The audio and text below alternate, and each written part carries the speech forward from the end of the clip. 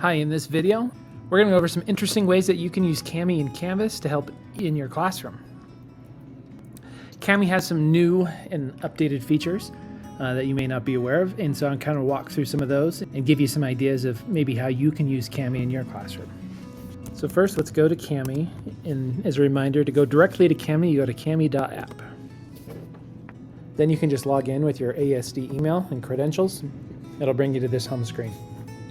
So here are some of the new AI tools that are within Kami. You have this Convert and this Generate. Convert, you can take an existing document you have, so maybe you already have a quiz written up in a Google Doc or something, and you can convert it, and it'll turn those questions into graded questions, automatically graded questions within Kami. You can also take a document and use Kami to generate questions for that document if you don't have questions already created, and those are the two AI tools you can use. I'll show you how those work in just a second. So first I'm going to pull up a drive file in my Google Drive. Okay, so I have this little short story, and I'm going to bring it in Kami. Let's go ahead and convert that file. We're going to come and generate our questions. And again, let's go grade 8, 10 questions, let's generate. Okay, and so here's the questions that AI decided this document needed. So here, like I said, you can come in, you can trash, you can add to your annotation banks over here, so you can add these questions to other documents if you're creating them yourself. You can click on and edit any of the questions. So that's nice to be able to create questions for a document. You don't have to think about them if you just want kind of I mean, they're not super in-depth questions or kind of shallow DOK 1 type stuff, but that's okay. But now the fun thing is what are you going to do in Canvas? Let's go to Canvas, and I'm going to create an assignment here in Canvas. I'm going to choose external tool, and I'm going to come to Kami Google Drive assignment. And now I'm going to choose from my Google Drive the file that I want. If I click up here on recent, you can see we've got a couple of these different versions. And this is the latest one we've got. And we're just going to attach this. I'll come talk about these other settings in a minute. Select. We'll go ahead and save and publish. And now as we load this, we'll see that this is what students will load. So they can come in and they can answer the questions on the document that you created inside of Canvas.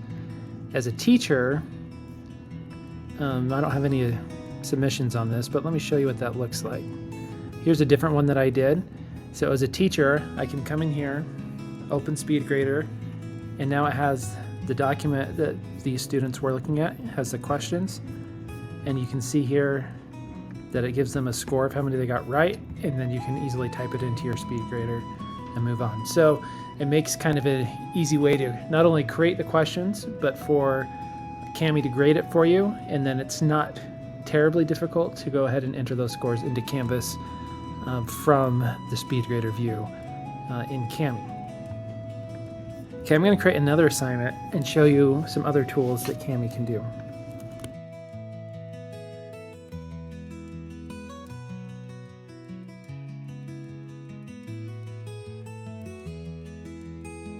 I'm going to pull one from my Google Drive. So I'm just pulling this document, and now there are a couple of things that we can do here with these settings. So you have this assessment mode. If you turn on this assessment mode, basically students, they'll work on their assignment and then they won't be able to edit it or pull it back if you're grading it. You have to send it back to them for them to be able to make edits on it. So it kind of just locks in whatever they submit to you. You can also create due dates for them. And like it says, if you say the due date's this, at that point it locks the assignment, they can't do it.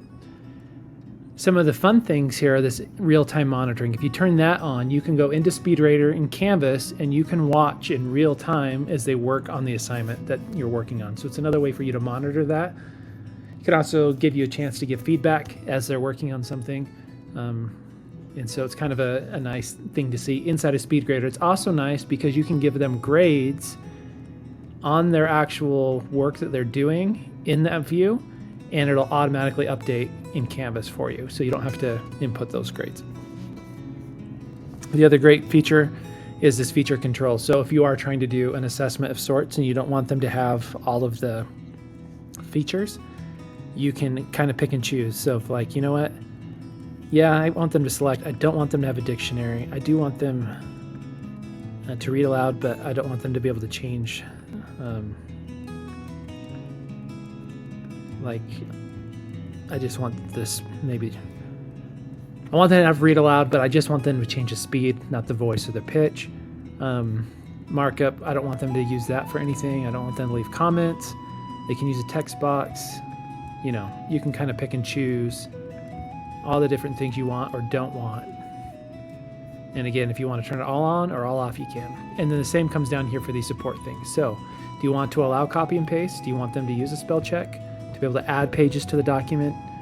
To use voice typing? You know, all those kind of things. You can turn it all off or on. And then you can click on this if you want that to be your standard default. And anyway, that's a couple ways that you can use Kami in Canvas, and some different ways that you can provide materials to your students in ways that they can interact with it, and even some ways that you can maybe ease your grading a little bit too. If you have any questions, just let me know.